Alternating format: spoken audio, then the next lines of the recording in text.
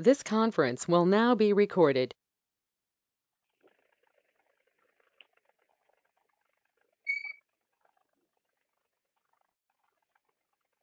शुरू करूं? हो चालू। हाँ,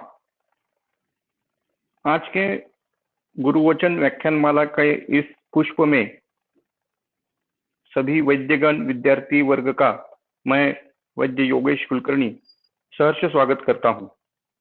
आज गुरुवचन वैद्य मल्हार जोशी व्याख्यानमाला का 12वां पुष्प होने जा रहा है। इस पुष्प की शुरुआत हम धन्वंतरी स्तवन से करेंगे।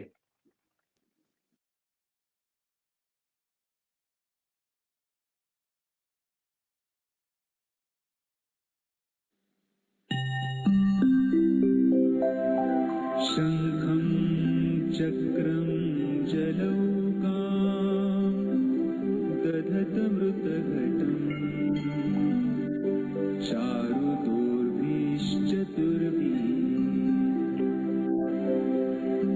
सूक्ष्मस्वच्छातिहृद्यां शुकपरिविलसन् मौलिमं भोजनेत्रम् कालाम्भोदोज्ज्वलाङ्गं कटितटविलसत् चारुपीताम्बराढ्यम् वन्दे धन्वन्तरीन्द्रं निखिलगतवन् प्रौढदावाग्निः।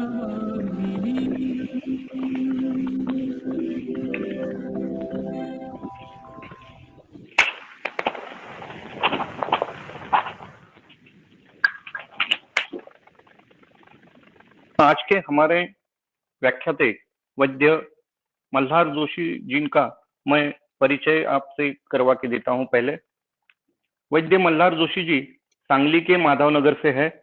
उन्होंने सांगली के वसंतदादा पाटिल आयुर्वेद महाविद्यालय से आयुर्वेद की पदवी प्राप्त की।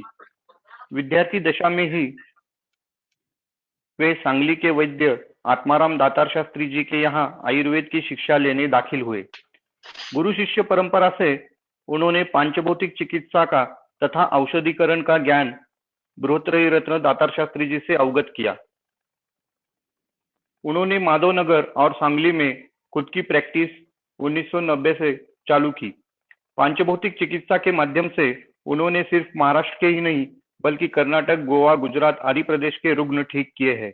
औषधीकरण में अधिक रुचि होने के कारण औषधीकरण की अनेक कार्यशाला उन्होंने विद्यार्थी तथा वैद्य लोगों के लिए ली है। खुद के पुत्र शतानंद को गुजरात के जामनगर यूनिवर्सिटी से आयुर्वेद फार्मेसी की पदवी प्राप्त करवा के आयुर्वेद फार्मेसी चालू करने को उद्युक्त किया ताकि वैद्य लोगों को अच्छी और खातिरलायक औषधि मिल सके। आप सभी उसका अवश्य लाभ लें।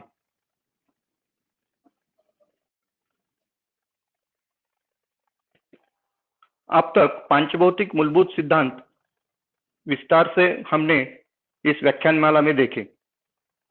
अग्निसंस्था का महत्व पांचभौतिक निदान चिकित्सा में अधिक है। उदर परीक्षण, यकृत, प्लीहा, मूत्रपिंड का ग्रंथोक्त संदर्भ, दृष्टि लक्षण, अवयव विचार, व्यवहार में उसका उपयोग कैसे करें, यह विस्तार से देखा। प्रैक्टिस में पांचभौतिक सिद्धांत कैसे अप्लाई करें, ये दिशा मल्हार जोशी सर ने हमें दिखाई। रक्तपित्त के पिछले 2 व्याख्यान में रक्तपित्त का सविस्तर विवेचन हुआ। पांचभौतिक विचार, निदान संप्राप्ति, उदर परीक्षण, प्रकार, रक्तपित्त में भेषज, लंगनादि पंचकर्म कब और कैसे करें, ये देखा। चिकित्सा करते वक्त मूले कुठार का विचार जरूर करना है। साथ में रक्तपित्त के प्रकार के अनुसार कौन से कल्प औषधियां उपयोजित कर सकते हैं, यह सविस्तर से बताया। आज रक्तपित्त में उपयोगी कल्प औषधि का विवेचन विस्तार से सर करेंगे। YouTube पर आप सभी पिछले व्याख्यान देख सकते हैं, सुन सकते हैं। कृपया उन्हें सुने। मैं वैद्य मल्हार जी से निवेदन करता हूं कि वो आज का व्याख्यान चालू करें। सभी को नमस्कार।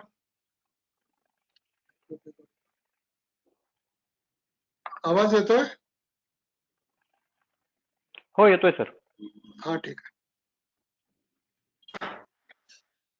गुरु वचन का अगला सत्र हम अभी शुरू करने जा रहे हैं। धन्वंतरि स्तवन तो हो चुका है।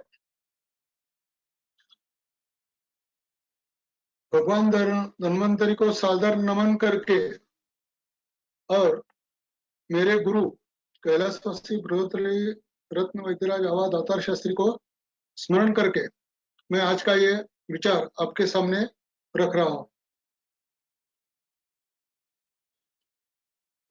गत एक साल से हम पंचभौतिक चिकित्सा के जो मूलभूत सिद्धांत है उन सिद्धांतों के आधार पर दैनंदिन हमारा जो प्रैक्टिस है उसमें जो भी कठिनाई आती है वो कम करने के लिए एक अलग सा विचार पंचभौतिक चिकित्सा करके हम सुन रहे हैं। उसमें कुछ जैसे भी हो प्रावीण्य लेने की भी चेष्टा हम कर रहे हैं सब लोग। ये जो मैं आपको बता रहा हूं उसमें भी मुझे भी अनेक पहलुओं के बारे में अभी भी ज्ञान होता रहता है कि पंचभौतिक चिकित्सा ऐसी ही है। जितने दिन हम इसको पढ़ेंगे, ये आयुर्वेद जैसे ही आयुर्वेद का ही एक अंग है, जितने दिन हम ज्यादा इसको पढ़ेंगे उससे जो भी बीच बीच में अनेक उदाहरण मिलते हैं। मैंने 2-3 लेक्चर्स में निसर्ग और शरीर इसके बारे में भी 2 लेक्चर हम कर सके। ये जो सब बातें होती है उससे मुझे भी थोड़ा थोड़ा सीखने को मिल रहा है। आज जो हम विषय करने वाले हैं उससे पहले हमने 2 लेक्चर्स रक्त पित्त के बारे में हमने सुने हैं, उसका बहुत सारा अध्ययन भी किया है।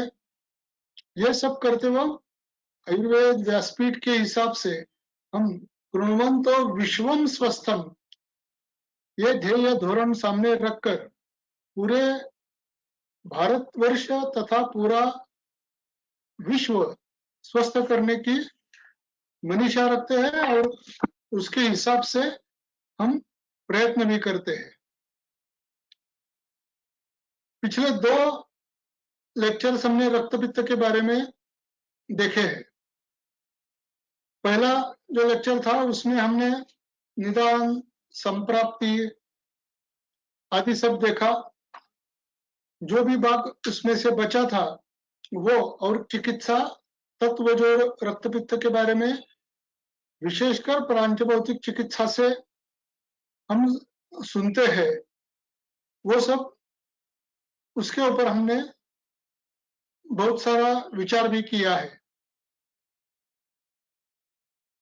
इसकी व्याख्या ये सब हमने ज्वर चिकित्सा से प्रारंभ न करते हुए रक्त पित्त से क्यों शुरुआत की, इसके बारे में हमने बहुत सारा विचार कर लिया है। रक्त पित्त की अनेक व्याख्या हमने देखी है। उसमें से महागदम महावेगम ये जो व्याख्या है इसके ऊपर जब भी औषधि चिकित्सा करने का हम विचार करते हैं, पंचकर्म के बारे में तो हमने सब कुछ देखा है। यदि ऊर्ध्व रक्त पित्त हो तो विरेचन है, अधोग रक्त पित्त है तो वमन है। रोम रंध्रों द्वारा जब भी रक्त पित्त हमें दिखाई देता है तो दोषों का जहां पे संचय है उसके निकट मार्ग से उनको बाहर निकलना है। ये सब हमने देख लिया है। अब जब भी ये अभी औषधि चिकित्सा ये जो प्रश्न आता है उसमें भी पंचभौतिक चिकित्सा हम जब भी विचार करते हैं तब ये महागदम महावेगम अग्निवत शीघ्रकारी ये जो व्याख्या है उसके ऊपर ध्यान देना चाहिए। और ये जो बाहर जाने वाला रक्त रहता है ऊपर से हो, नीचे से हो, रोम रंध्रम से हो, उसका स्तंभन करना, पहले तो उपेक्षा करना है वगैरह, ये सभी बातें हमने देख ली है। लेकिन जब भी स्तंभन करने का विचार आता है, उस वक्त जो जो दवाइयां हम देते हैं उसका पूरी विस्तृत जानकारी हम आज लेने की प्रयास करने वाले हैं। इसमें नूतन, जीर्ण, ऊर्ध्वग, अधो, ये सब विचार हम कर चुके हैं। उपेक्षा कब करनी है ये भी हमने देखा है। तो आज हम ये जब स्तंभन चिकित्सा प्राय आज शुरू करते हैं, उसके बारे में कौन कौन सी दवाइयां, ये दवाइयां भी मैंने पिछले लेक्चर में बताई है, लेकिन उस दवाइयों से हम क्यों चिकित्सा करें, या वो सब दवाइयां कैसे काम करती है, ये सब देखने का आज का विषय है। औषधि कार्मुकत्व, ऐसा मैंने ही नाम दिया है इसको। सीधे हम व्याधि और उसमें जो मैंने दवाइयां पिछले लेक्चर में दी थी या देने को बताई थी, उनके बारे में हम सीधे वहां पर हम चले जाते हैं। दंतगत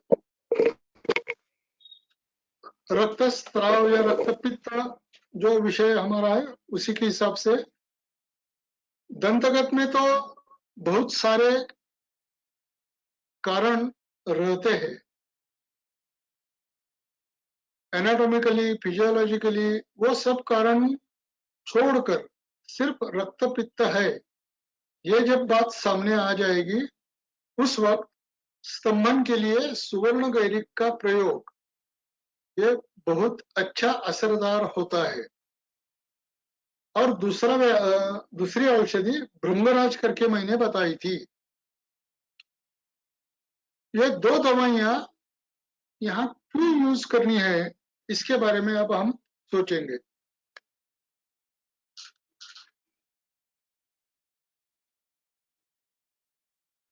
सुवर्ण गैरिक के बारे में ये पूरे जो भी हमने ऊर्ध्वग, अधोग ये सब प्रकार देखे हैं, उसमें सुवर्ण गैरिक का वापर अनिवार्य रहता है। सुवर्ण गैरिक का वापर अनिवार्य रहता है।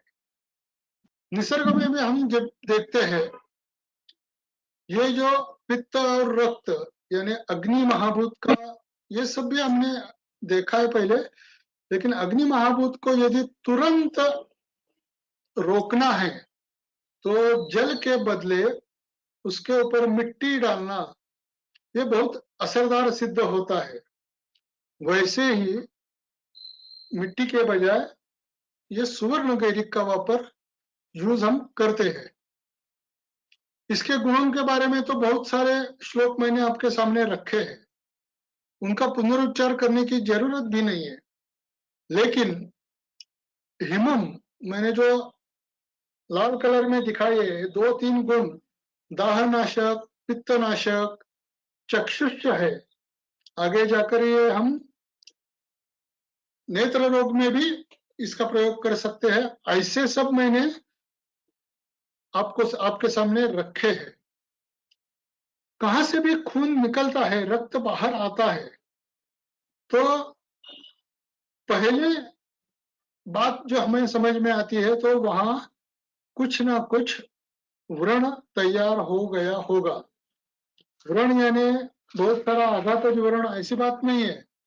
खून बाहर आने के लिए या पित्त और रक्त जो द्रव गुण से बहुत है, ऐसा शरीर से बाहर निकलने के लिए वहां व्रण निर्माण होने की जरूरत है। और ये सुवर्ण गैरिक वो व्रण रोपण करने के लिए बहुत असरदार है। अभी आगे जाकर हमने विस्फोट है, अर्श है, दाह कम करने के लिए, ये भी हम आगे आगे व्याधीन के अनुसार हम देखेंगे। आगे चलकर रक्त पित्तघ्न, ऐसा एक अन्यत्र जो श्लोक मैंने इकट्ठे किए हैं, उसमें से रक्त पित्तघ्न करके सीधे सुवर्ण गैरिक को ग्रंथों ने वर्णित किया है। और एक इसका बहुत असरदार और अच्छा या विशेष ऐसा एक गुण है, सुवर्ण गैरिक ज्वर नाशक है।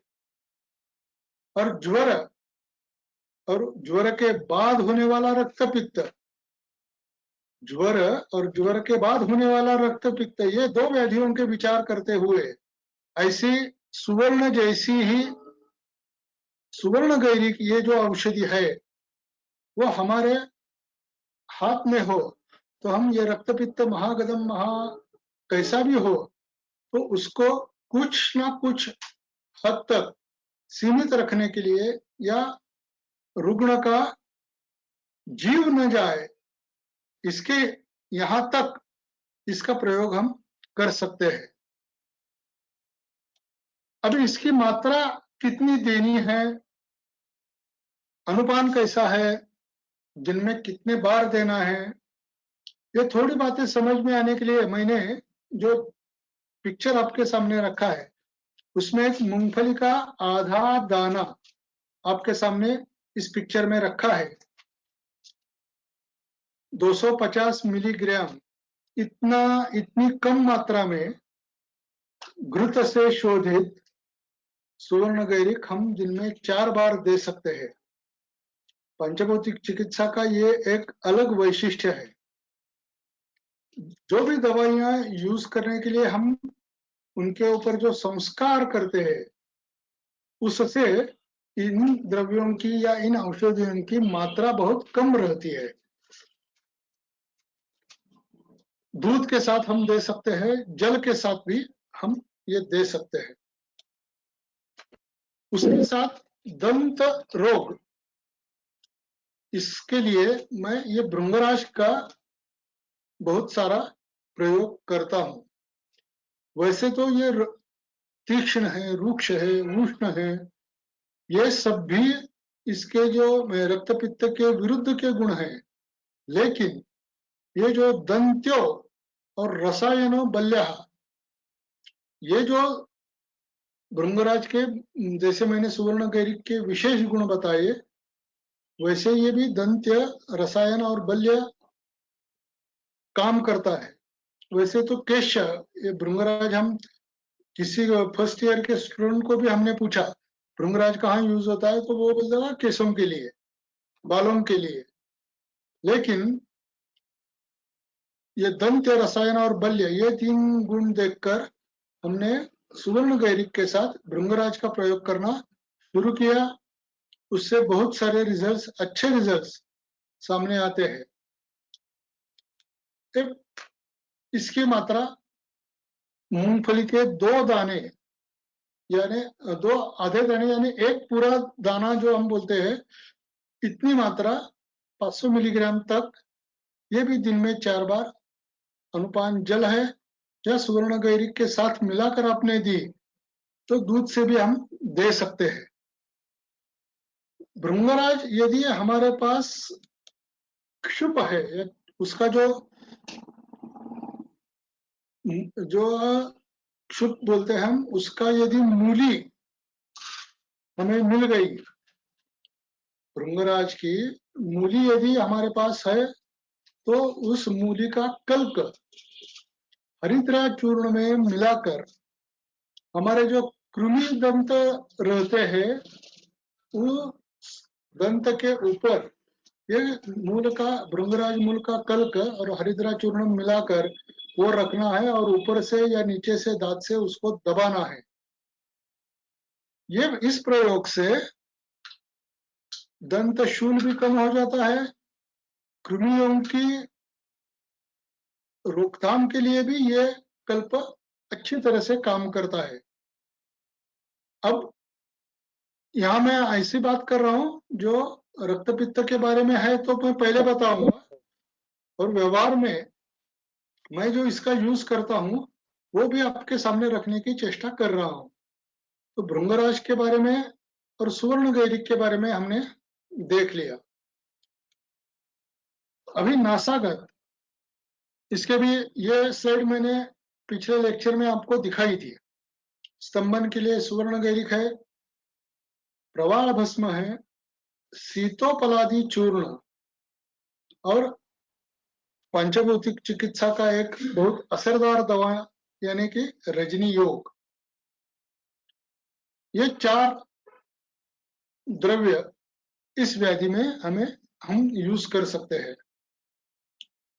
ज्यादातर जो रक्त पित्त करके नासा से खून बाहर निकलता है, ज्यादातर मैं बोल रहा हूँ, प्रायः मैं बोल रहा हूँ, बच्चों में दिखाई देता है। अभी इसमें जो 4 द्रव्य है उसमें से सुवर्ण गैरिक के बारे में हमने तो देख लिया है। अब दूसरा जो द्रव्य है प्रवाल भस्म। प्रवाल भस्म, प्रवाल पिष्टी, इसको बनाने की प्रक्रिया, इसमें बहुत सारे प्रकार सामने आ जाते हैं। जिस व्याधि में हमें उसका यूज करना है उसी के हिसाब से हम प्रवाल भस्म निर्माण कर सकते हैं। कुछ वैद्य उसमें गुलाब जल की भावना देकर तैयार करते हैं, कुछ वैद्य नींबू रस भावित प्रवाल भस्म तैयार करते हैं। दीपन पाचन, ये जो 2 गुण है उसके, इनको बढ़ाने हैं तो हम नींबू रस भावित प्रवाल भस्म यूज कर सकते हैं। गुलाब जल से जो प्रवाल भस्म बनता है वो पित्त के लिए अच्छा असरदार होता है। मैंने भूतादि शमनम ये हाईलाइट किया है। आयुर्वेद के बारे में बहुत सारे विचार है, कुविचार है, सुविचार है, विकृत विचार है। उसमें ये भूतादि शमनम ऐसे जो हमारे ग्रंथों ने शब्द प्रयोग किए हैं, तो उसके बारे में जो विकृत लोग हैं वो बोलते हैं अभी भी आयुर्वेद भूत प्रेत मानता है और ये बहुत पुराण मतवादी है, आगे कुछ भी बोल लेते हैं। लेकिन अभी जो हम कोरोना से या ऐसे बहुत सारे वायरस इसके बारे में जब भी चर्चा करते हैं तो वो क्या है, वो भी एक तरह के भूत यानी जो दिखाई नहीं देते, उसके ऊपर जो भी आधुनिक शास्त्र के हैं अभी भी उनको अच्छा या वायरस के ऊपर अच्छा असरदार ऐसी दवा मिली है ऐसे कोई भी नहीं बोल रहा है, सब प्रयोग कर रहे हैं। लेकिन जब भी आयुर्वेद का विचार आता है तो ये प्रवाल भस्म भूत आदि शमनम करने वाला है। इसका मैंने गत साल 1.5 साल तक जो भी मेरे पास कोविड वाले रुग्ण आते हैं उनमें अच्छा प्रयोग करके बहुत अच्छे गुण लिए हैं। हमारे ग्रंथों ने हमें जो भी शिक्षा दी है वो हमें वैसी ही प्रयुक्त करनी चाहिए। उसके ऊपर कोई शंका विचार ऐसे कुछ भी मन में लाने की जरूरत नहीं पड़ती। बहुत सारे विचार करके, बहुत सारे प्रयोग करके ही ये सब आयुर्वेद शास्त्र सिद्ध हुआ है। तो गत साल भर मैंने तो यूज किया है, आप सभी लोग इसके बारे में भी सोच सकते हैं। इसकी मात्रा जो हम बनाते हैं 5 मिलीग्राम, इतनी ही कम मात्रा में बोल रहा हूं आपके सामने। उसके लिए एक चने की आधी दाल जितना, ऐसा एक सभी लोगों को समझ में आए इसलिए मैंने एक उदाहरण तौर पर पहले मूंगफली का दाना लिया, अभी ये चने की आधी दाल ली है। इतना ही प्रवाल भस्म, आगे जाकर शंख भस्म, ऐसे 2-3 दवाइयां इतनी ही कम मात्रा में हमें प्रयुक्त करनी पड़ती है। इससे भी वो बहुत अच्छा असरदार हो जाता है। ठीक है, अब आगे चलते हैं। सीतोपलादी चूर्ण, मैंने आयुर्वेद व्यासपीठ के द्वारा मैं जो भी भ्रमण करता था पहले, अभी 1 साल से तो नहीं हुआ, बहुत सारे ज्येष्ठ वैद्यों का भी मार्गदर्शन मुझे मिला है। उसमें श्री कृ करमरकर नासिक के बहुत अच्छे वैद्य थे। जब भी मैं उनके पास गया था तो उन्होंने एक मुझे बात बताई थी। हमने शुरुआत की है नासागत रक्तपित्त और प्रायः बालों में होता है, बालकों में होता है। ये हमारी शुरुआत है। और ये सीतोपलादी के बारे में करमरकर वैद्य जी ने मुझे एक बात बताई थी। बाल रोग, कौन सा भी बाल रोग हो, सर से पांव तक, उसमें सीतोपलादी का हम प्रयोग कर सकते हैं। अभी तो हमारा जो विषय है वो रक्तपित्त ही है, और सीतोपलादी रक्तपित्त में अच्छा असरदार है, ये ग्रंथों में भी दिया है। सिर्फ रक्तपित्त नहीं, पूरे बाल रोग में हम कहाँ भी जो भी व्याधियों में उसके साथ अलग सी दवा हम दे सकते हैं, लेकिन सीतोपलादी का प्रयोग पहले करने की बात उन्होंने मुझे कही थी। वैसे मैं हर बालक जो भी बाल रोगी मेरे पास आता है, उनमें ये सीतोपलादी चूर्ण जरूर मैं यूज करता हूँ। वैसे तो ये ऊर्ध्वक रक्तपित्त, आशु पीड़ा, व्यपोहति, ये सब ग्रंथों ने दिया है, वो भी मैंने आपके सामने रखा है। इसकी मात्रा मूंगफली के एक दाने जैसी, पूरा एक दाने इतनी ही उपयोगी आती है। ये मात्रा इतनी कम कैसी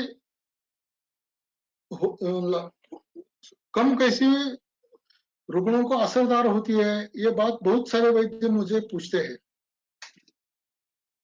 इतनी कम मात्रा में सीतोपलादी जैसे हम घर पे बनाते हैं, उसी के कारण इतनी कम मात्रा में वो असरदार सिद्ध होता है। कम से कम जो भी वैद्य लोग बोलते हैं, आधा चम्मच लो, पाव चम्मच लो, तभी जाकर सीतोपलादी का अच्छा गुण आएगा, ये जरूर नहीं है। यदि हमने पूरी लगन के साथ और अच्छे जो भी है वो जो उसका रॉ मटेरियल होता है वो लाना, उसको अच्छी तरह से स्वच्छ करना, साफ करना, उसके बाद यदि उसका चूर्ण बना लिया तो कम मात्रा में भी वो अच्छी तरह से लाभदायक सिद्ध होता है। 500 मिलीग्राम मात्रा है, दिन में 4 बार शहद के साथ या सुखोष्ण जल के साथ, और जो भी व्याधि है उनके हिसाब से उन द्रव्यों के साथ भी आप दे सकते हैं। प्रवाल हो गया, सीतोपलादी चूर्ण हो गया। अब ये आता है रजनी योग। अमृत समान कार्य करने वाला ये योग है। आपाद मस्तक, सिर से पांव तक हम इसका प्रयोग कर सकते हैं। और प्रधान कार्य के बारे में हम जब भी इसका प्रधान कार्य क्या होता है, ये दातार शास्त्री जी का प्लीहा रोग में बहुत असरदार एक कल्प है, और उसमें भी शरीरांतर्गत उष्णता कम करना ये इसका प्रधान कार्य है। इसमें 2 द्रव्य ही है, हरिद्रा है और सुवर्ण गैरिक है। लेकिन जब प्लीहा रोग, इसके बारे में हमने बहुत सारी, शायद मैंने एक लेक्चर उसके ऊपर लिया था। ज्वर से शरीर में आने वाली जो उष्णता रहती है, पित्त के उष्ण जो गुण रहते हैं, उनका स्थायी भाव या उनका शरीर में रहने की जगह उनकी प्लीहा रहती है, यानी प्लीहा आसमंत रहता है। प्लीहा से जहां जहां हम इनका प्रयोग, इनका जो अस्तित्व देखना चाहते हैं वो हम देख सकते हैं। उसके लिए रुग्ण परीक्षण में मैंने उल्टे हाथ से उष्णता चेक करना, ये सब बातें पहले मैं बता चुका हूं। रजनी योग के बारे में शरीरांतर्गत उष्णता कम करना ये अच्छा और महत्व का कार्य रहता है। नासागत या आगे चलकर भी जो भी मैं रक्तपित्त बताऊंगा आपको, उसमें ये उष्णता बहुत मायने रखती है। ज्वर के बाद नहीं रक्तपित्त होता है, ये तो हमने देखा ही है। ज्वर के बाद रक्तपित्त होता है। ये ज्वरोष्मा जो शरीर में रहता है, उसे कम करने के लिए ये रजनीयोग बहुत अच्छा असरदार होता है। इससे शरीर में बढ़ी हुई उष्णता वहीं के वहीं ऊपरी नीचे कौन से भी मार्ग से बाहर नहीं निकालते हुए वहां की वहां वो कम करने का कार्य अच्छी तरह से होता है। सिर से पांव तक ऐसा मैंने उसके ऊपर उसके जो अधिकार है कहाँ कहाँ हम यूज कर सकते हैं, सर से पांव तक यानी पूरे शरीर में जहां भी उष्णता का प्रादुर्भाव होगा वहां हम ये रजनी योग प्रयुक्त कर सकते हैं। इसकी मात्रा भी बहुत कम है, 5 मिलीग्राम, इतना ही कम मात्रा में हम इसका प्रयोग कर सकते हैं। दिन में 2 बार 4 बार भी दे सकते हैं, लेकिन जरा संभल के। 4 बार देने से मेरे पास एक पेशेंट को थोड़ा सा भ्रम जैसा लक्षण निर्माण हो गया था। 4 बार देने से थोड़ा सा भ्रम जैसा, इतना ये कॉन्सेंट्रेटेड रहता है। हरिद्रा वैसे तो उष्ण है, लेकिन सुवर्णगैरी के साथ जब उसका मिलाप होता है तो ये दोनों मिलकर शरीरांतर्गत उष्णता कम करते हैं। लेकिन हमने उसको 3 बार 4 बार 7 बार भावित करके रखा होता है। उसके कारण यदि किस रुग्ण का बल थोड़ा सा कम हो और हमने दिन में 4 बार उष्णता के हिसाब से दे दिया तो थोड़ा सा भ्रम, ये भी लक्षण इसमें इस दवा के गलत प्रयोग से आते हुए मैंने देखा है। या दिन में 4 बार देने के बाद ये हो सकता है, लेकिन ये सभी रुग्णों के लिए नहीं होता। एक आध दूसरा पेशेंट में ऐसा हम देखते हैं। कर्णगत, इसमें ये भी स्लाइड मैंने आपको पहले दिखाई है, पिछले लेक्चर में। अस्थि मज्जा पाचक योग, स्तंभन के लिए तो सुवर्ण गैरिक है ही, लेकिन कर्ण व्याधि में अस्थि मज्जा पाचक योग जो वाग्भट चरक सभी ग्रंथों ने ज्वर पाचक योग हमें जो बताए हुए हैं, कलिंग का पटोलस्य पत्रम कटुक रोहिणी पटोलस सारिवा आदि, और ये धात्री मुस्ता अमृता, ये 3 द्रव्यों का अस्थि मज्जा पाचक योग ये बताया है। और अस्थि में, कर्ण में जो अस्थि श्रृंखला रहती है, कर्ण में जो अस्थि श्रृंखला रहती है, उसके कारण ये योग यहाँ बहुत अच्छा असरदार सिद्ध होता है। इसमें गुड़ुची, आमल की और मुस्ता, ये 3 द्रव्य है। उसी के क्वाथ से उसको भावित करके हम उसका चूर्ण बनाकर प्रयोग करते हैं। 500 मिलीग्राम दिन में 4 बार दे सकते हैं। अनुपान जल, इसका प्रयोग कर सकते हैं। यदि खून ज्यादा बह रहा है तो इसके साथ सुवर्ण गैरिक स्तंभन के लिए भी हम प्रयुक्त कर सकते हैं। ये जो सब मैं बता रहा हूं, ये सिर्फ रक्त पित्त करके ही बता रहा हूं। वहां के एनाटॉमी, फिर एक बार मैं आपको बता रहा हूं, वहां के एनाटॉमी, फिजियोलॉजी, आगंतुज व्याधि, आघातजन्य व्याधि, ये सब बातें अलग अलग होंगी।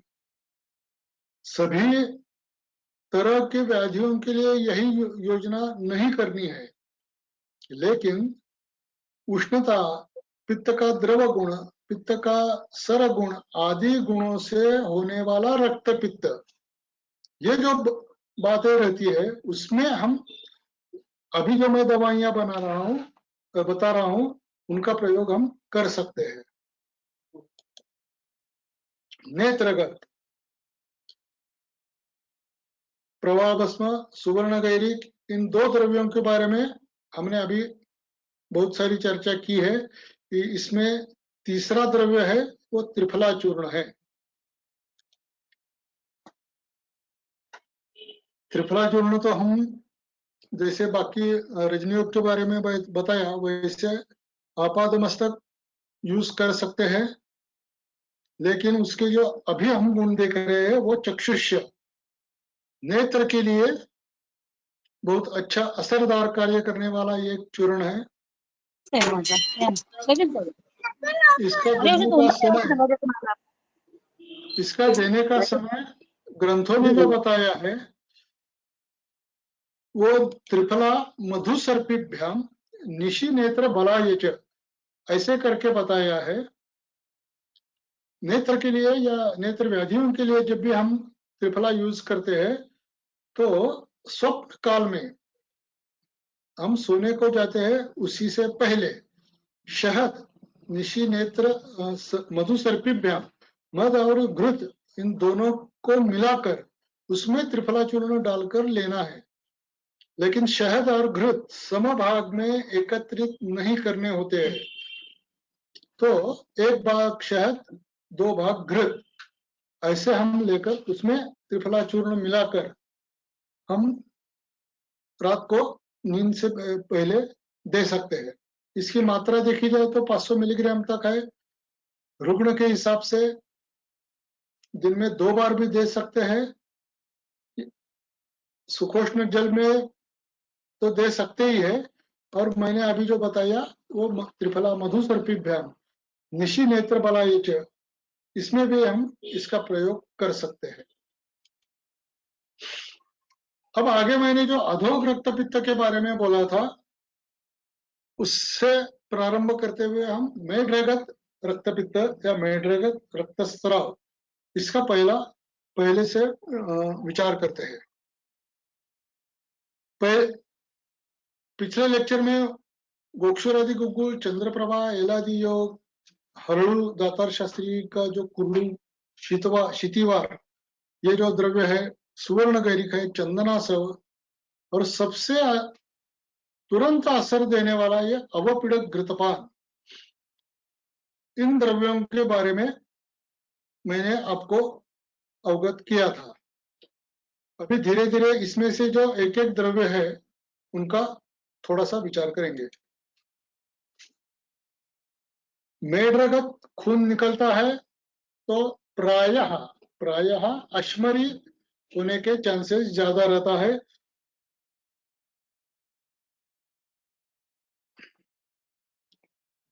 प्रायः अश्मरी होने के चांसेस ज्यादा रहता है। अश्मरी जब भी बाहर निकलता है तो उसमें उसके कारण कहाँ भी व्रण हो सकता है, उस व्रण से खून निकलना शुरू हो सकता है। मूत्राघात है, मूत्रकृच्छ्र है। शुक्र दोष में भी अत्यधिक शुक्र स्खलन से रक्त स्खलन होने के ग्रंथों ने आधार दिए हैं। ऐसे सभी प्रकार के जो मेढ्र से खून निकलता है उसके ऊपर यह अच्छा असरदार औषधि है। ये तो सब मैंने ग्रंथोक्त करके हाईलाइट किया है। ये तो सब ग्रंथोक्त गुण है। लेकिन पंचभौतिक चिकित्सा में इसका प्रयोग बहुत अलग तरीके से हम करते हैं। उदर परीक्षण में जब भी नाभि अधो दोनों बाजू में अपान वायु के कार्य क्षेत्र में पीड़ना सहत्व हमें दिखाई देता है। तो व्याधि कौन सा भी हो, शूल हो, पादशूल हो, घुटनों में दर्द हो, प्रमेह हो,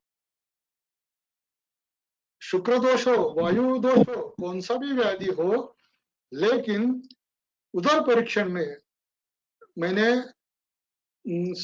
प्रारंभ में जो हमने यकृत, प्लीहा, मूत्रपिंड ऐसे जो सब लेक्चर्स लिए थे उसमें ये अपान कक्षा यानी नाभि अधो प्रदेश और ये मूत्रपिंड का परीक्षण करने का स्थान, ये सब बातें बताई थी। तब भी श्वास व्याधि हो और मूत्रपिंड यानी अपान नाभि अधो पीड़ना सत्व हो तो हम गोक्षुरादि का प्रयोग उसमें करते ही है। सर में दर्द हो, नाभि अधो पीड़ना सत्व हो तो हमें गोक्षुरादि का प्रयोग करना ही है। ऐसी बात शरीर में होने वाले कौन सी भी व्याधि में यदि नाभि अधो पीड़ना सत्व हमें मिलता है तो हमें गोक्षुरादि गुगुल का प्रयोग करना ही चाहिए। जैसे जैसे 1 हफ्ता 2 हफ्ता जाने के बाद ये अपान वायु का यानी मूत्रपिंड शब्द जो जिसके लिए प्रयुक्त होता है उसमें से दोष बाहर निकलना शुरू हो जाता है। वैसे वैसे शरीर प्राकृत अवस्था में आने लगता है तो व्याधि प्रतिनिक दवा जो भी हम यूज करते हैं उसका तुरंत और अच्छे से असर व्याधि के ऊपर हो जाता है। रुग्ण जल्दी ठीक होने में ये बहुत अच्छा असरदार काम करता है। अभी इसके बारे में बहुत सारी बातें हम कर सकते हैं।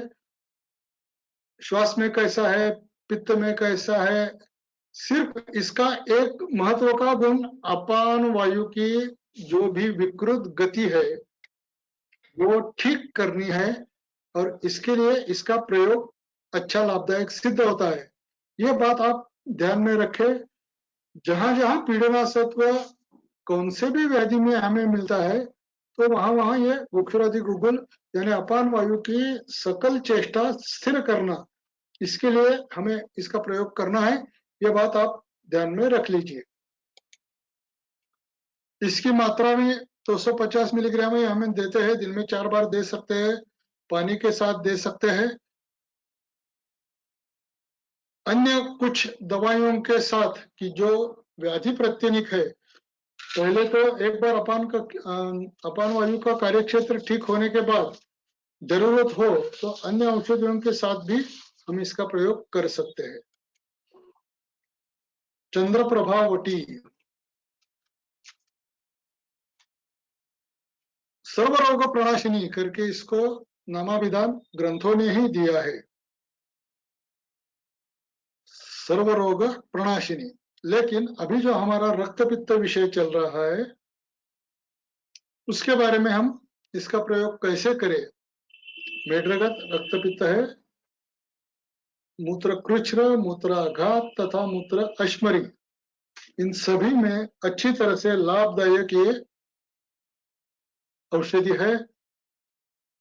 इसके साथ यदि हमने सुवर्ण गैरिक दे दिया तो जहां भी व्रण निर्माण हो जाते हैं वहां उसका लेपन होकर वो व्रण भी जल्दी तुरंत भर जाते हैं और ये मूत्राघात, मूत्रकृच्छ्र, अश्मरी छेदन करने के लिए चंद्र प्रभावटी बहुत अच्छे असरदार सिद्ध हो जाती है। बाकी जैसे जैसे हम व्याधि के ऊपर विचार करेंगे तो ये मेह, ग्रंथि, अर्बुद, अंडवृद्धि, ये सब बाकी उस व्याधि के हिसाब से हम चंद्र प्रभा के बारे में सोचेंगे। आगे जो आने वाला है स्त्रीणाम आर्तवजाम रुजम, ये जो विषय आने वाला है उसको भी मैंने अभी हाईलाइट किया है, लेकिन गर्भाशय का विचार जब हम शुरू करेंगे उस वक्त उसके बारे में चर्चा करेंगे। शुक्र दोष में भी अच्छा असरदार होता है। पित्त नहीं से करने वाला यानी पित्त के जो गुण बढ़े हुए होते हैं रक्त पित्त में, उसको कम करने वाली भी चंद्र प्रभावटी यानी कि सर्व रोग प्रणाशिनी। फिर एक बार मैं बोलता हूँ, पांडु, कामला, हलीमक जैसे व्याधियों से प्रारंभ भी हो सकता है इसका, लेकिन अभी जो हमारा विषय चल रहा है रक्त पित्त में, उसमें भी इसका अच्छा असर हमें मिलता है। मात्रा 250 ग्राम, दिन में 2 या 4 बार, अनुपान जल। इसके बारे में अभी कुछ ज्यादा बोलने की आवश्यकता नहीं है। इसके बाद जो मैंने दवाइयां बताई थी वो एलादि योग है। शारंगर संहिता में क्वाथ बनाकर देने को बोला है। फिर भी जो दवाइयां बनाते वक्त हम प्रयोग करते हैं उसके हिसाब से इसका भी हम शिलाजित के साथ जो वटी गुटी मैंने पिछले लेक्चर में चक्रिका बनाकर रखते हैं ये जो बात बताई थी, उसके हिसाब से शिलाजतु और ये बाकी सब चूर्ण मिलाकर उसके चक्रिका बनाकर रखते हैं और जैसे जैसे आवश्यकता हो उसके हिसाब से वो प्रयुक्त करते हैं।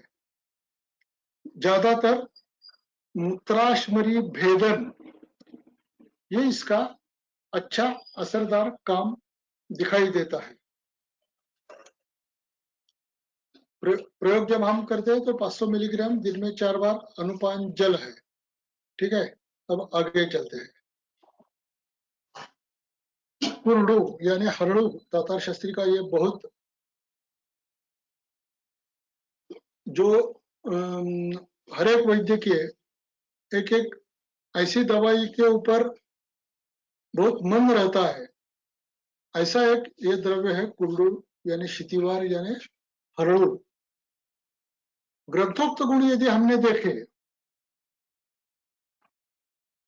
उसमें भी बहुत सारे गुण वर्णन है, लेकिन दाह और ज्वरहारी रसायन, ये तीन जो हाईलाइट किए हुए गुण है, इसके कारण रक्तपित्त में भी ये बहुत अच्छा असरदार सिद्ध होता है। लेकिन ग्रंथोक्त गुणों के अलावा जहां जहां मैंने कोक्षर आदि गुग्गुल यूज करने की बात की है, कोक्षर आदि गुग्गुल के गुण तो अलग है, लेकिन अपान वायु की जो गति विकृत ऊर्ध्वक या विकृत हो गई होती है, उसको ठीक करने के लिए ये कुर्डू यानी हरड़ू अच्छा असरदार सिद्ध होता है। गोक्षर आदि गुग्गुल तो उसकी जगह दूसरी कोई दवा ले ही नहीं सकती, लेकिन जहां जहां गोक्षर आदि गुग्गुल को हम टाल सकते हैं, वहां वहां हम कुर्डू यानी शितिवार यानी हरड़ू यूज कर सकते हैं। इसमें थोड़ा सा अम्ल धर्म क्षार धर्म ये भी बातें है। वो जो अम्ल धर्म क्षार धर्म का हम लेक्चर अभी लेने वाले हैं, उसमें इसके बारे में और ज्यादा जानकारी ले लेंगे। दूध में और जल में इसका प्रयोग हम कर सकते हैं। चंदनासव शुक्रमेह विनाशनः, इसके मैंने जो पेशाब करते वक्त मूत्राशमरी बाहर निकलने के बाद जो भी व्रण हो गए होते हैं, उसमें जो दाह रहता है वो कम करने के लिए इसका मैंने बहुत अच्छा और असरदार प्रयोग किया है। वैसे तो मेह विनाशना इसका जो बहुत अच्छा गुण दिया है, उसमें ये सब बातें अंतर्भूत हो सकती है, लेकिन जब हम प्रमेह के बारे में विचार करेंगे तो उसके ऊपर ज्यादा समय दे सकेंगे। अभी मेढ्र में जो भी वेदना दाह रहता है वो कम करने वाली इतनी बात आप ध्यान में ले लीजिए। 10 ml दिन में 4 बार भी दे सकते हैं। जरूरत पड़ी उग्र होगा तो थोड़ा सा उसमें पानी भी मिलाकर, आसव है यानी उसमें जल मिलाकर हम दे सकते हैं। अवपीड़क घृतपान, मेढ्र गत रक्तपित्त का जो मैंने अभी तक जो दवाइयां बताई है, उसमें से सबसे पहले प्रयुक्त होने वाला, मैं सबसे अंत में इसका वर्णन कर रहा हूं, लेकिन इसका प्रयोग सबसे पहले करना चाहिए।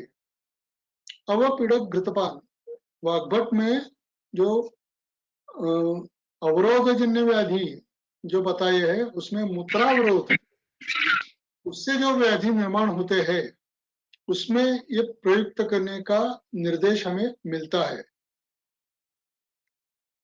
दोनों खाने के पहले और खाने के बाद इसका उत्तम मात्रा में प्रयोग करने को बोला है। अभी मैं जो प्रयोग करता हूं वो आपको बताता हूं। खाने से पहले आधा घंटा 3 चम्मच, खाने के बाद आधा घंटा 3 चम्मच, ऐसे दोपहर में और रात में। 12-12 चम्मच सूप दिन में रुग्ण पी लेता है। 12 चम्मच घी दिन में रुग्ण पी लेता है, ऐसे सिर्फ 3 दिन बताने की आवश्यकता रहती है। यदि गलती से चौथे दिन ये घृतपान करने की चेष्टा रुग्ण ने की तो वमन भी हो सकता है, यानी ज्यादा घी लेने की जरूरत नहीं पड़ती। ठीक है, इससे मैंने प्रयोग करते हुए मेरे पास वो अश्मरी है 9 mm, 9 mm, 10 mm ऐसे मूत्राश्मरी यदि मार्ग में आ गए हैं तो सिर्फ इस अवपीड़क घृतपान से बाहर निकलते हैं, और ये मेरे पास रुग्णों ने लाकर दिए हुए ऐसे मूत्राश्मरी में मैंने मेरे पास रखे हैं। इतना यह असरदार है, इसीलिए मैंने बताया कि वर्णन तो सबसे बाद आ रहा है, लेकिन इसका प्रयोग तो सबसे पहले करना चाहिए। ठीक है, यह भी बहुत अच्छा और असरदार घृतपान सिद्ध होता है। एक समय 3 चम्मच सिर्फ घृतपान करने को बोलो या सुखोष्ण जल के साथ, या उसमें थोड़ा सा शक्कर डालकर, जैसा भी हो, रुग्ण को 3 चम्मच भोजन से पहले, भोजन के बाद, दोनों समय, यानी ऐसे करके 12 चम्मच घी दिन में 3 दिन तक देना है। अब गुदगत रक्तपित्त, इसके बारे में मैंने जो दवाइयां बताई थी वो है गोक्षुरादि गुग्गुल, फलत्रिकादि गुग्गुल, आविपत्तिकर चूर्ण, तालिस आदि, शतावरी, सफेद मुसली, पहाड़ गुड़ और सुवर्ण गैरी। ये दवाइयां मैंने पिछले लेक्चर में बताई थी। इसमें से अभी गोक्षुरादि गुग्गुल तो हो चुका है, अब हम प्रारंभ करते हैं फलत्रिकादि गुग्गुल से। ग्रंथोक्त गुण, हन्यात् पांडुरोगम सकामलम, इतने ही दिखाई देते हैं। ग्रंथोक्त गुण इतने ही दिखाई देते हैं, लेकिन हमारा जो उदर परीक्षण है, नाद परीक्षा है, इसके हिसाब से ये भी औषधि हम आपाद मस्तक प्रयोग में ला सकते हैं। मात्रा थोड़ी कम ज्यादा करनी पड़ती है रुग्ण के हिसाब से, थोड़ी कम मात्रा, थोड़ी ज्यादा मात्रा, कभी कभी एक ही बार देना पड़ता है, कभी कभी दिन में 2 बार देना पड़ता है, ऐसे करते हैं। लेकिन इसमें से, इस द्रव्य से हल्का सा मल विबंध भी कम होता है। इसके लिए शरीर में स्थित उष्णता, पित्त, रक्तपित्त के जो प्रारंभिक कारण है वो सब मल मार्ग से बाहर निकलना, इसका प्रयोग हम कब कर सकते हैं? तो उदर परीक्षण में पीड़ना सत्व है, जैसे गोक्षुरादि के बारे में मैंने बोला कि श्वास व्याधि में भी हम गोक्षुरादि दे सकते हैं, वैसे ही फलत्रिकादि गुग्गुल भी हम शरीर में अन्यत्र होने वाले, अन्यस्थ स्थान संश्रय रहने वाले, लेकिन उदर परीक्षण में यदि हमें पीड़ना सत्व यकृत स्थान पर मिला तो हम इसका प्रयोग कर सकते हैं, व्याधि कौन सा भी हो। अब उसके मल प्रवृत्ति के हिसाब से 1 बार देना है, 2 बार देना है, उसके साथ और कुछ दवा मिलानी है, ये सब बातें हम रुग्ण के हिसाब से तय कर सकते हैं। यानी कि जब भी पित्त का, रक्त का, यकृत आसमंत का कौन सा भी दोष हमें समझ में आ गया तो हम फलत्रिकादि गुग्गुल का प्रयोग कर सकते हैं। ये भी फलत्रिकादि गुग्गुल, ये भी ग्रंथों में गुग्गुल नहीं है, ये क्वाथ करके ही देने को बताया गया है, लेकिन जैसे हमें गोक्षुरादि गुग्गुल और अन्य गुग्गुल बनाते हैं उसी के निर्माण प्रक्रिया से यह फलत्रिकादि गुग्गुल बना लेते हैं, उसका वर्ती बनाकर हम रखते हैं। ये सब बातें हमने पहले देखी है, जैसी जरूरत पड़े उसको चूर्ण बनाकर हम प्रयोग कर सकते हैं। मात्रा 250 मिलीग्राम शहद के साथ या सुखोष्ण जल के साथ। अविपत्तिकर चूर्ण, ये मेरे और तालिस आदि चूर्ण, ये 2 चूर्ण में मुझे बहुत लाभदायक या बहुत व्याधि कम करने वाले, हमारा एक हर एक वैद्य का, जो मैंने जैसे दातार शास्त्री जी के बारे में, हरड़ू के बारे में बताया, वैसे मेरे हाथ में ये अभिपत्तिकर और तालिस आदि ये 2 चूर्ण बहुत अच्छे काम करने वाले, यानी हथखंडा जो मराठी में शब्द बोलते हैं, हाथ का गुण, ये जो आना चाहिए, ऐसे गुण लाने के लिए मैं इन 2 द्रव्यों का, अभिपत्तिकर चूर्ण और आगे तालिस आदि चूर्ण, ये प्रयोग करता हूँ। बहुत बैटरी लो, बहुत अच्छा असरदार गुणकारी ये अभिपत्तिकर चूर्ण है। अग्निमांद्य जन्य संप्राप्ति से प्रारंभ करके मलमूत्र का विबंध जो बंद रहता है वो भी कम करके, ये दोषों का बहिर्गमन करके प्रयोग में आने वाला ये बहुत अच्छा ऐसा अभिपत्तिकर चूर्ण है। आगे जाकर उसके प्रमेय हम और भी अन्य व्याधि में भी हम इसका प्रयोग करने वाले हैं, लेकिन अभी तो मलमूत्र का विबंध नाहिसा करने, नष्ट करने वाला ऐसा इसका प्रयोग हम कर सकते हैं। जरूरत पड़े तो मैं तो फलत्रिकादि गुग्गुल के साथ इसका प्रयोग करता हूं। अम्ल पित्त ये जो व्याधि रहता है उसमें भी ये बहुत अच्छा असरदार सिद्ध होता है। मात्रा इसकी थोड़ी सीतोपलादि जैसी थोड़ी ज्यादा है, 500 मिलीग्राम दिन में 1 बार 2 बार।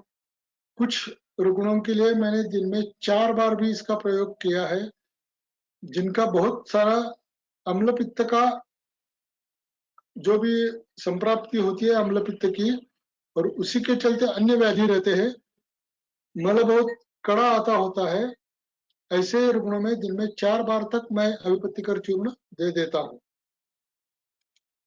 तालिस आदि चूर्ण, इसका जो ये मूढ़ वातानुलोमनम ये जो गुण है वो बहुत अच्छा असरदार होता है। व्याधियों के बारे में वो दीपन है, कास है, श्वास में, अरुचि में, छर्दी में, लिहा के सभी व्याधियों में, रुद्र व्याधियों में, पार्श्वशूलनुत ऐसे भी इसका वर्णन किया है।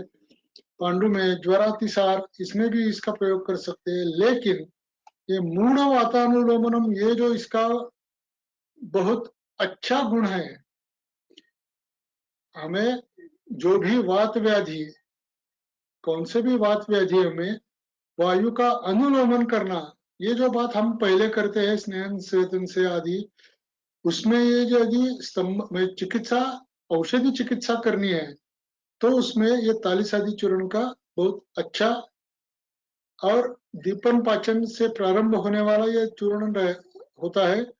यानी रक्त पित्त में जब भी अग्निमांद्य जन्य संप्राप्ति का हम विचार करते हैं, उस वक्त हम तालिस आदि चूर्ण का भी प्रयोग कर सकते हैं। मात्रा है 500 मिलीग्राम, अनुपान है सुकोष्ण जल या नॉर्मल टेम्परेचर वाला भी जल हम इसके लिए साथ दे सकते हैं। दिन में 2 बार, दिन में 4 बार इसका प्रयोग हम कर सकते हैं। ज्वरातिसार ये जो उसका एक वर्णन आया है, इसमें से ये जो अतिसार है उसमें जो हम यानी मैं जो दवाइयां देता हूं उसमें मैंने एक पेशेंट के लिए दिन में 6 बार, दिन में 8 बार तालिस आदि चूर्ण का प्रयोग भी किया है।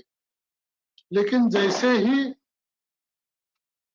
दवा तालिस आदि चूर्ण बाकी द्रव्यों के साथ शरीर में जाना प्रारंभ होता है तो 1 पुड़ी, 2 पुड़ी, 3 पुड़ी, ऐसे 2-3 पुड़िया खाने के बाद अतिसार कम होने लगता है। इतना यह अच्छा असरदार चूर्ण भी है। अब ये गुदगत ये विषय हमारा चल रहा है, तो गुदगत रक्तस्राव में मलावरोध हो, मलावष्टम्भ हो, तो मैंने अभी 2 दवाइयां आपको बताई, फलत्रिकादि है, अभिपत्तिकर है। यदि मल बहुत कड़ा हो और उसी के चलते कुछ व्रण बनकर उसमें से खून निकलता है या रक्त बाहर आता है, तो वहां के जो स्नायु होते हैं उनके ऊपर भी थोड़ा सा असर होता है। उन स्नायुओं को बल देने के लिए शतावरी जैसी दवाइयां बहुत अच्छे असरदार सिद्ध होती है। तो अपान काल में हम इसका प्रयोग करते हैं दोनों खाने से पहले। शतावरी के बाद जो दूसरी दवा है वो सफेद मुसली। इसका वर्णन भी किया जाता है तो गुदजान अनिलम तथा गुद स्थान में जो अनिल यानी वायु रहता है, यानी जो वेदना रहती है, वो अच्छी तरह से कम करने वाली ये दवा है। दातार शास्त्री ने इन दो द्रव्यों का चूर्ण शतताल करके इन दोनों का अच्छी तरह से नामाभिधान किया है और ये प्रायः अर्श चिकित्सा में इसका प्रयोग करते हैं। यदि अन्य कोई संप्राप्ति हो और गुद से रक्तस्राव होता हो तो उसके बारे में जो भी चिकित्सा करनी है, प्रयोग करने हैं, उसका निदान अच्छी तरह से हो, इसके लिए जो भी हमें प्रयोग करना चाहिए वो सब हम पहले से कर लेते हैं। सिर्फ अर्श हो तो ये प्रयोग हम कर सकते हैं। ये शतताल के साथ मैं और एक दो चूर्ण प्रयोग में लाता हूं, वो है पहाड़ मूल या पाठा और दूसरा सुवर्ण गैरिक। सुवर्ण गैरिक के बारे में तो हमने देखा है, लेकिन पहाड़ मूल के बारे में मैंने सुश्रुत में 2-3 ऐसे योग पढ़े हैं कि जो गुदो स्थान का शूल कम करने वाला और उसके साथ अजवायन, उसके साथ सौंठ, ऐसे करके 2-3 प्रयोग सुश्रुत संहिता में मिलते हैं। उसी के चलते ये पहाड़ मूल और गुदशूल कम करने के लिए मैं प्रयोग में लाता हूं, और स्तंभन यदि करना है तो आगे जाकर सुवर्ण गैरिक का भी प्रयोग मैं करता हूं।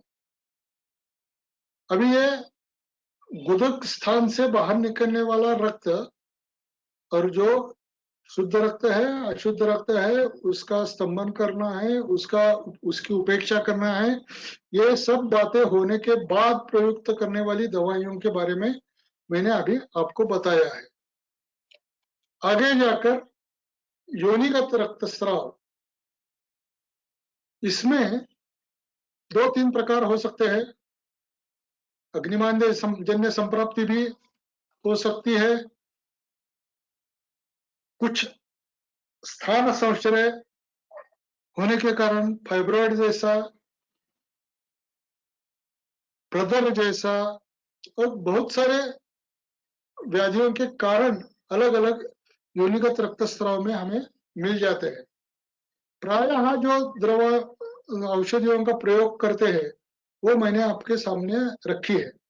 ये है गोक्षुरादि गुग्गुल। अपान कक्षा विकृति सामने आई तो गोक्षुरादि गुग्गुल, फलत्रिकादि गुग्गुल, यकृतासमंत पीड़ना सत्व सामने आ गया। तो ये दो जो द्रव्य है मैंने जैसे बताया उधर परीक्षण के हिसाब से हम प्रयोग करते हैं। चंद्रप्रभा के बारे में हमने अभी बहुत बड़ा श्लोक भी बताया। वहां जो शूल रहता है वो कम करने के लिए भी चंद्रप्रभा बहुत सारी असरदार होती है। शतावरी के बारे में हमने देखा, सफेद मुसली के बारे में हमने देखा। अब आके जाकर दो द्रव्यों के बारे में हम देखेंगे। उसमें है पुष्यानुग चूर्ण, शंख भस्म। सुवर्ण गैरिक के बारे में तो हमारी चर्चा हो चुकी है। पुष्यानुग चूर्ण, अब ये तो अर्श में भी हम प्रयुक्त कर सकते हैं, लेकिन प्रायः योनि दोषम, रजो दोषम, श्वेत, नील, पीत, ऐसे जो रज के दोष बताए हैं उसमें प्रयुक्त होने वाला है। और अर्श में प्रयुक्त करने वाली दवाइयां तो मैंने आपको बता दी है। यदि जरूरत पड़ी तो हम उसमें भी इसका प्रयोग कर सकते हैं। रक्त विकृति इसमें प्रायः ज्यादा रहती है।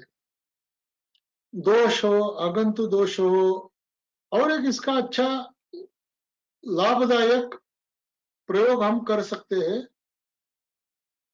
बाह्य दोषों से विकृत बालकों में उनको नाश करने, जो बाह्य दोष है उनको नाश करने वाला इतना इसका प्रभाव बताया गया है। आगंतुक दोषों से बालकों में होने वाली व्याधियों में इसका प्रयोग करने से वो जो बाह्य दोष होते हैं वो नष्ट हो जाते हैं। ऐसा ग्रंथ में वो जो भूतादि प्रशमनम जो शब्द हमने देखा, उसी के हिसाब से ये पुष्यानुक चूर्ण के बारे में भी हम सोच सकते हैं और इसका प्रयोग कर सकते हैं।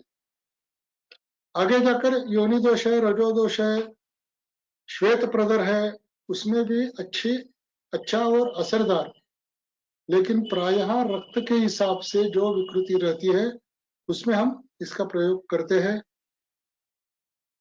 अच्छा स्तंभक एक द्रव्य है, इतना विचार हम रख सकते हैं। मात्रा है 500 मिलीग्राम, दिन में 4 बार भी दे सकते हैं, जल के साथ हम ले सकते हैं।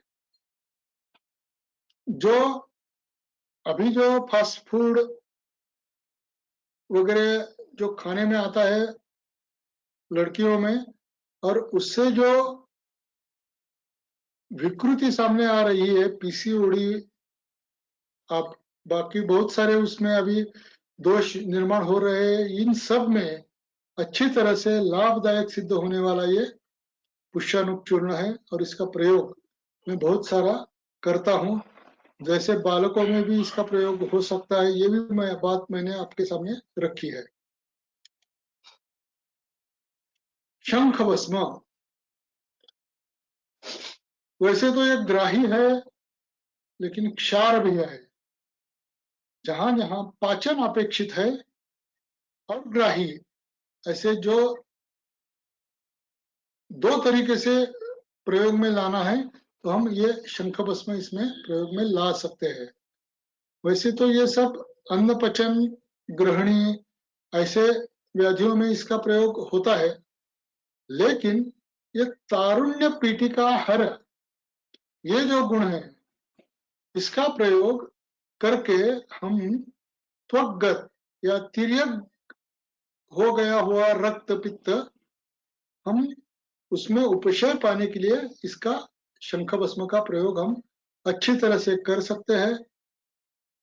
वैसे तो इसकी मात्रा बहुत कम लगती है, लेकिन दिन में 3 बार 4 बार हम दे सकते हैं। इसका एक अच्छा उदाहरण मैं आपके सामने रखने वाला हूं।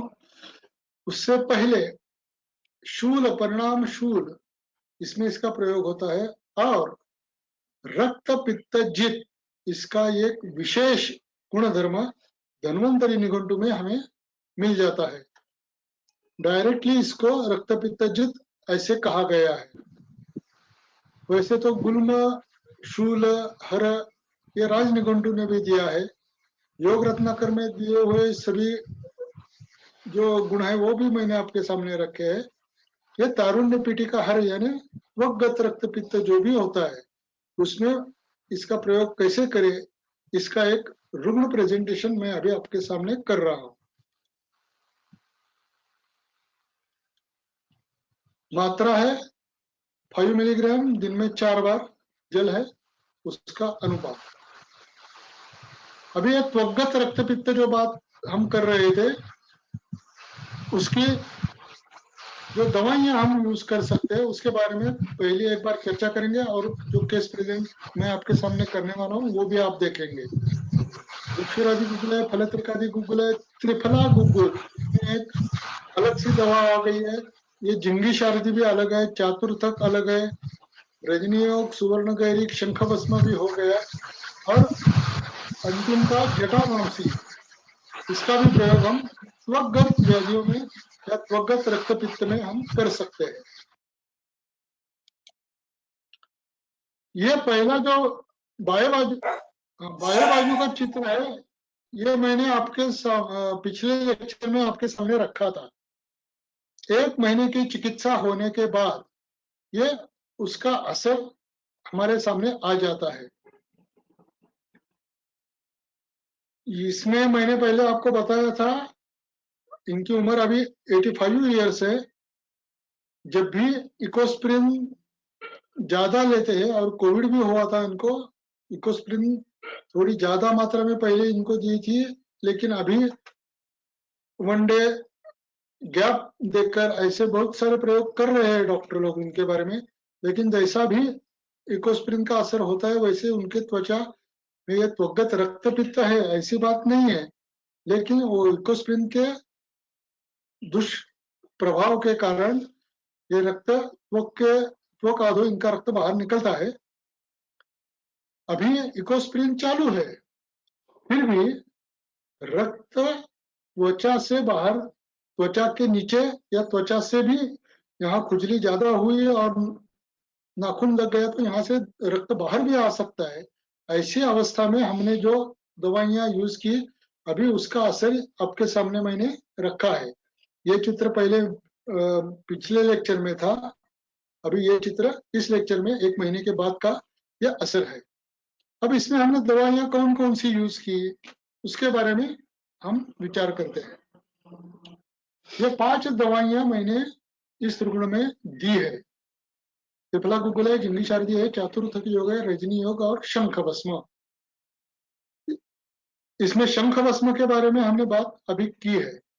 रहे 4 दवाइयों के बारे में, रजनी योग के बारे में भी हमने विचार विनिमय किया है।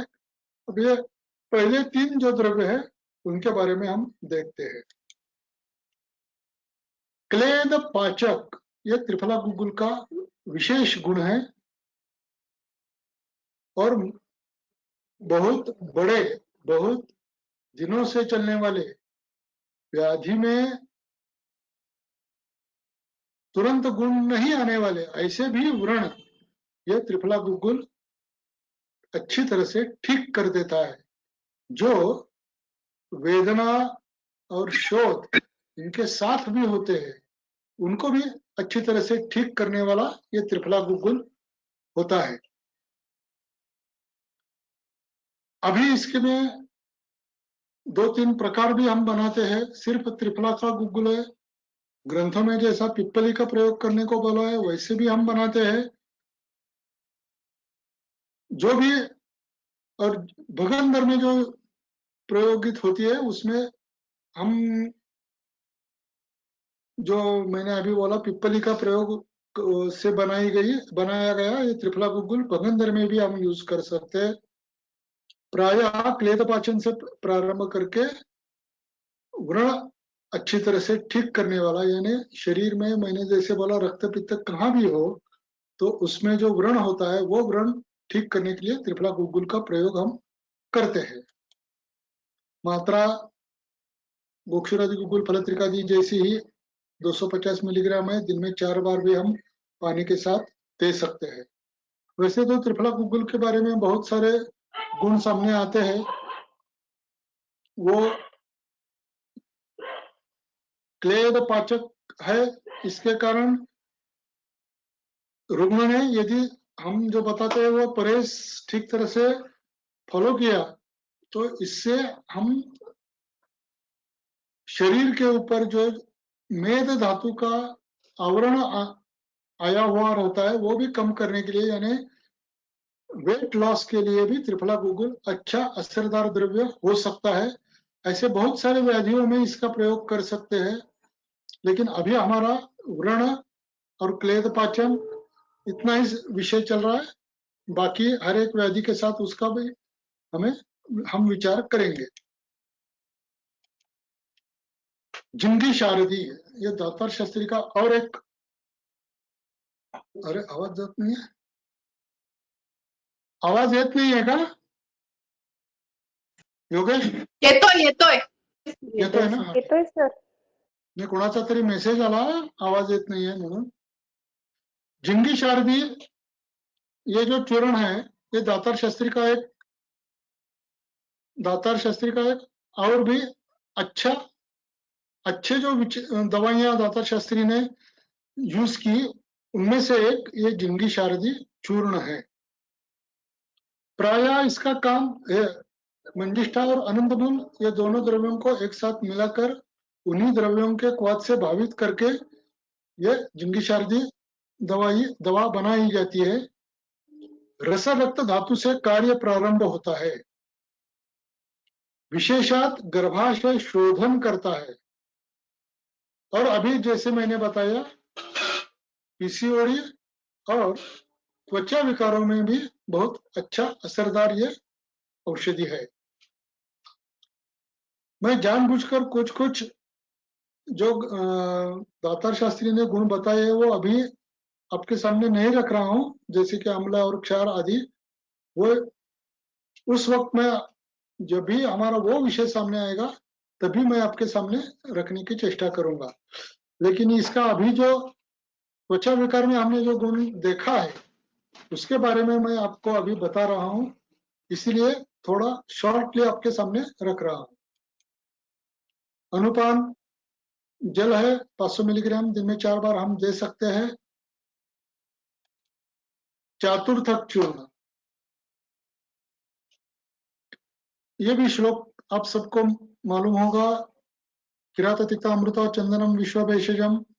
मेद धातु का पाचन करने के लिए वाग्भट चरक आदि सभी ग्रंथों ने हमारे सामने जो क्वाथ कल्पना दी है उसमें से ये मेद धातु के ऊपर बहुत अच्छा असरदार। क्रुमिन की उत्पत्ति मेद धातु में दोष निर्माण होने से होती है। इसी संप्राप्ति के चलते कृमिघ्न बहुत अच्छा काम करने वाला ये कल्प है।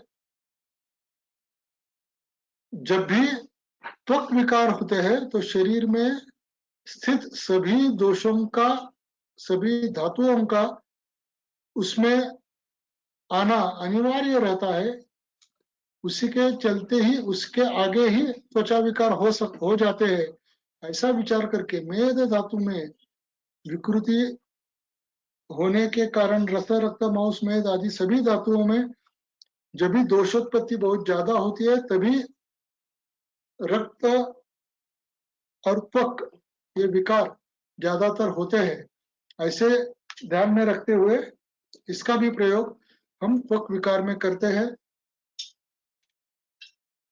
500 मिलीग्राम दिन में 4 बार अनुपान जल है। और ये आज का अंतिम द्रव्य मैं आपके सामने रख रहा हूं। कौन से भी त्वचा विकार में ये इसकी बात, वैसे तो ये त्वचा विकार पे ग्रंथों ने भी बताया है। तिक्त है, कषाय है, कांति कांति बढ़ाने वाला है, विसर्प कुष्ठ यानी त्वक विकार ही रहता है, उसमें होने वाला दाह ये भी कम करने वाला है। लेकिन इसमें जो मेध्या ये जो गुण है, यानी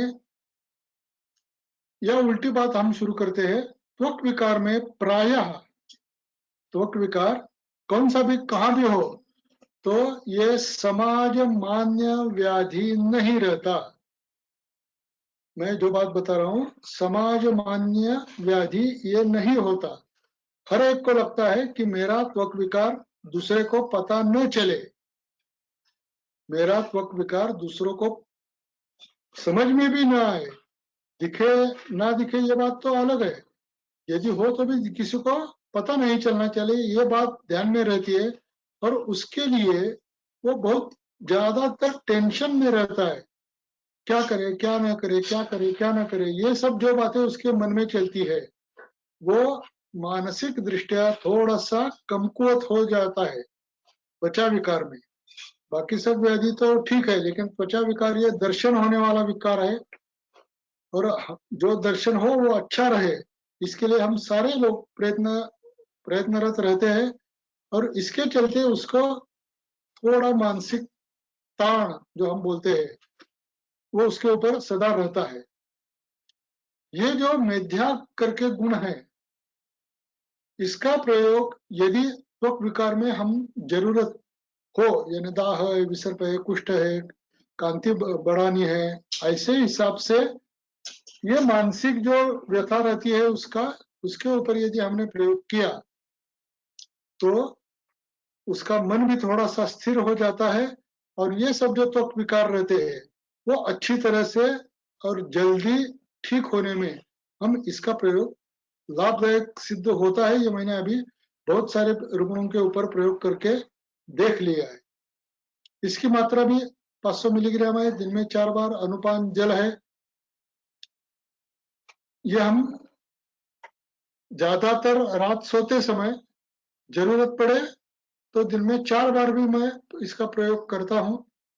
वैसे तो दातार शास्त्री ने इसका फांट यूज करने को बोला था, यानी सुगंधी द्रव्य है, उसमें से यदि हम उसका चूर्ण बना लेवे तो चूर्ण बनाते वक्त जो घर्षण होता है उसमें से गंध निकल जाता है, और गंध निकल जाने से वो कम असरदार होती है। अभी जो थोड़ा सा कठिनाई रहती है, या दिन में 4 बार देना है तो दिन में 2 बार देना है तो, या रात 1 बार ही देने हैं तो भी जो रुग्णों का थोड़ा सा जो बदलते समय से हिसाब से हम जो विचार करते हैं उसी के हिसाब से थोड़ा सा बड़ी मात्रा में, यदि ज्यादा मात्रा में, बड़ी नहीं ज्यादा मात्रा में हम इसका प्रयोग करें तो ये भी लाभदायक सिद्ध हो रही है, ऐसा अभी समझ में आने लगा है। यानी दिन में 4 बार हम यदि इसका प्रयोग करें तो अच्छा असरदार हो सकता है। ठीक है, अभी आज कुछ ज्यादा ही समय मैंने लिया है। अभी जो दवाइयां मैंने आपके सामने रखी है वो आगे चलकर अन्य अन्य व्याधियों में भी मैं बताने वाला हूं। अभी जो लेक्चर हुआ है वो रिकॉर्ड हो चुका है और आगे चलकर वो यूट्यूब पर भी आ जाएगा। यूट्यूब के लिए गुरुवचन वैद्य मल्हार जोशी और वैद्य मल्हार जोशी इतना ही आप सर्च कर सकते हैं। प्रारंभ में हम बताने वाले थे, आज यदि आपको कोई शंका या क्वेश्चन हो तो चैट बॉक्स में डाल दीजिए करके बताने वाले थे, लेकिन जल्दी में वो रह गया ऐसा मुझे लगता है। ठीक है, अगली बार हम जो भी एक 8-10 मिनट है हमारे पास, और कोई कुछ क्वेश्चन पूछना चाहता है तो चैट बॉक्स में लिखकर भेज दीजिए। एडमिन उसका उनमें से जो भी चयन करना है वो चयन करके आज सब लोगों के लिए पूछ सकता है। ठीक है, मैं ये जो अभी प्रेजेंटेशन है वो बंद कर देता हूं। किसी का कोई क्वेश्चन है तो हम देख लेंगे।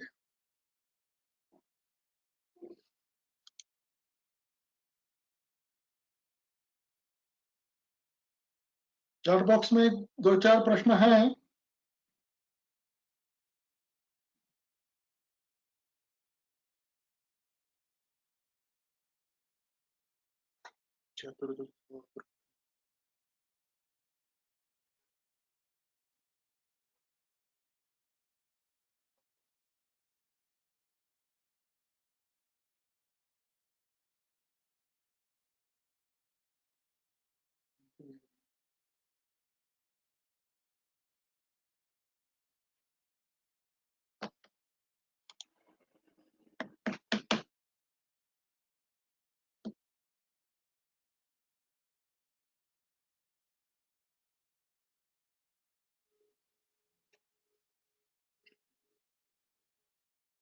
कुछ प्रश्न सामने आए हैं, उनमें से 1-2 का अभी उत्तर मैं दे सकूंगा समय के हिसाब से।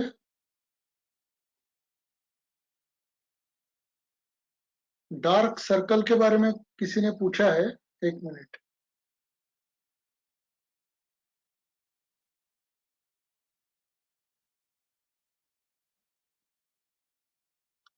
डार्क सर्कल साठी मार्गदर्शन करावे। आंखों के बाजू में जो डार्क सर्कल्स आते हैं उसके बारे में यदि आप पूछना चाहती है क्या? नेहा जी, आप अनम्यूट होकर पूछिए।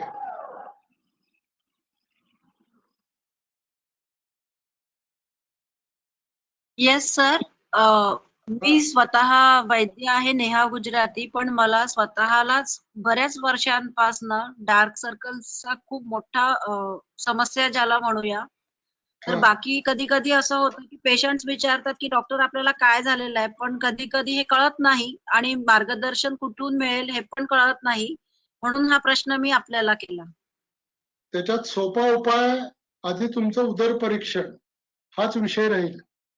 आपल्या अवतीभोवती जर दुसरे एखादे वैद्य असतील किंवा तुमच्या कोणी मैत्रिणी असतील तर त्यांच्या बरोबर एकदा तुमचं उदर परीक्षण करतानाचा व्हिडिओ जर आपण बघितला, म्हणजे व्हिडिओ कॉल करून आपण जर ते बघितलं तर त्याची यकृतापासून सुरुवात आहे, प्लीहेपासून सुरुवात आहे का मूत्रपिंडापासून, मराठीत बोलू ना?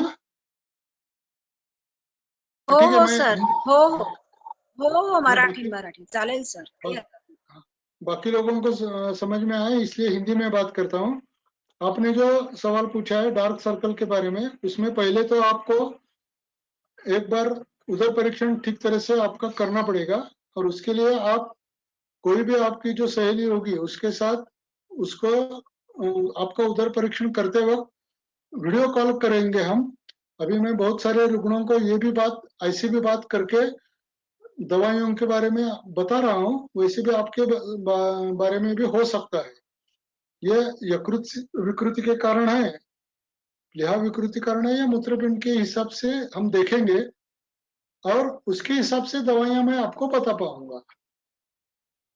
सिर्फ डार्क जी सर. सर्कल ऐसा नहीं होता, क्योंकि उसमें ज्यादातर यकृत और प्लीहे की विकृति रहती है।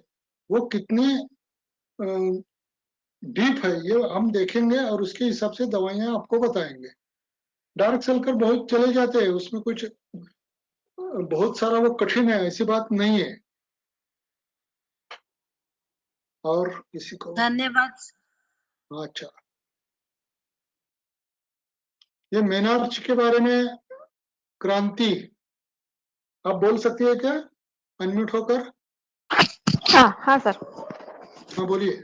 आवाज येतोय? आवाज येतोय? हाँ ये तो अ, थोड़ा सा माझ्याकडे हिंदी मेरे में। पास एक रुग्ण है, आम आम मेरे पास एक रुग्ण है 14 साल की। उसकी रजो प्रवृत्ति स्टार्ट हो गई है, 1 साल हो गया, 1 या 1.25 साल हो गया है, लेकिन जब से स्टार्ट हो गया है तब से मेंसेस या रजो फ्लो जो रहता है वो हर 15 दिन के बाद रहता है। 3 या 4 दिन ही फ्लो रहता है, लेकिन हर 15 दिन के बाद वो आता है। तो ठीक है। इस केस में हम रक्तपित्त कैसा सोच नहीं, सकते हैं, विचार कैसे कर सकते हैं? इसके बारे में अभी तो प्रारंभ है, एमसी आने को प्रारंभ अभी उसके शरीर में हो रहा है, तो पहले हाँ, उसका हाँ, स्वस्थ वृत्त ठीक करना पड़ेगा आपको। आप ओके, उसका स्वस्थ वृत्त हमारे हिसाब से ठीक करवा दीजिए, उसको सूर्य नमस्कार जैसे कुछ योगासन भी आप बता दीजिए, इसी के हाँ, चलते बहुत अच्छा असर होता है। पहले आप हाँ, यदि आज का उसका 5th डे हो तो आज आपने हाँ, उसको सूर्य नमस्कार योगासन उसके बारे में आपको ज्यादातर वैद्या